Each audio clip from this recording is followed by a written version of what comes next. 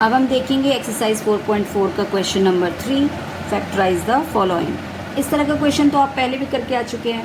अपना आइडेंटिटी वाला पेज अगर हम निकालें तो देखो ये आपका क्वेश्चन किससे मैच कर रहा है, किस फॉर्मूले से। इसमें बहुत सारी टर्म है और जिसमें आपको बहुत सारी टर्म दिखती है यही वाला फॉर्मूला आपका लगता है। ठीक है, सिंपली अब आपको क्या करना है, ये जो बहुत सारी टर्म्स हैं इस साइड आपकी मैच कर रही है तो आपको इसी को थोड़ा मॉडिफाई करके इस टर्म में बनाना है। ठीक है, अब 9 देखो, 9 बाहर है जबकि a स्क्वायर हमारी सिंगल टर्म है तो हम क्या करेंगे, 9 किसका स्क्वायर है, 3 का।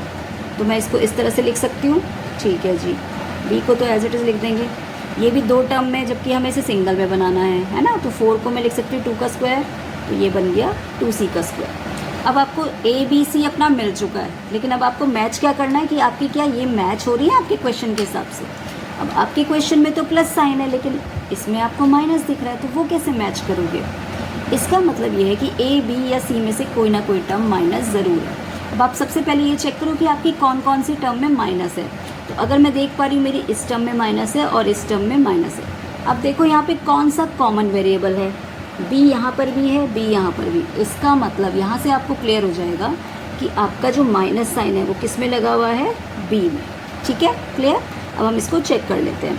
हमारे क्वेश्चन के हिसाब से हो जाता है ये +2 इंटू ए क्या है हमारा 3a और b की जगह आ जाएगा -b।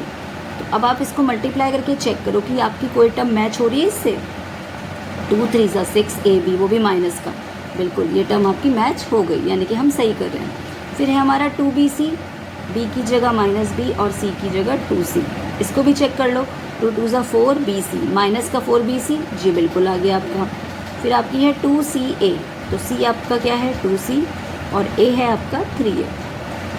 तो 2 2 4 3 12, 12ac है, बिल्कुल है। इसका मतलब आपकी सारी टर्म मैच कर गई हैं। आपको सिंपली राइट साइड मिल चुकी है अपनी, अब आपको लेफ्ट लिखनी है। तो ये हमारा a है, हमारा b माइनस में है तो माइनस में लिखेंगे बस 2c का whole square. Now second part of question number 3। ठीक है, अब आपको अपना a और b फाइंड करना है। ठीक है, आपकी राइट हैंड साइड मैच हो चुकी है, तो क्या मैं 16 को लिख सकती हूँ 4, ऐसे लिख सकती हूँ। ये मेरा a स्क्वायर बन गया बिल्कुल मैच का। अब b स्क्वायर बनाना है तो 25 किसका स्क्वायर होता है, 5 का, ये मेरा b स्क्वायर। अब 2a भी मुझे चेक करना है, तो 2 मेरा ये है, मेरा a ये है और मेरा b ये है। तो मल्टीप्लाई करके एक बार चेक करो कि क्या ये आ रहा है, 2 4 8 5 40 और st बिल्कुल सही। तो मेरी राइट हैंड साइड अब बिल्कुल पूरी तरह से मैच हो गई। अब इसको लेफ़्ट साइड में लिख दो, a है मेरा ये और b है मेरा 5t। तो यही मेरा, इसमें आप पहली टर्म और लास्ट टर्म को मल्टीप्लाई करते हो और फिर उसके फैक्टर्स बनाते हो। फैक्टर हमें वो चूज़ करना है जिसको माइनस करने पर, देखो यहाँ कुछ भी नहीं है r के साथ, इसका मतलब 1 है।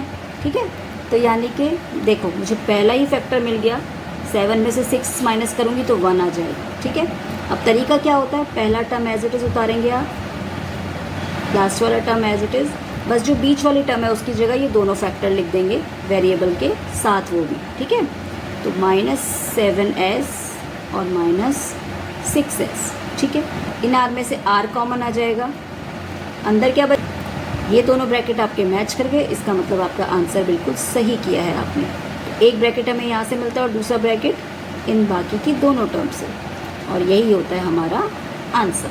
ठीक है।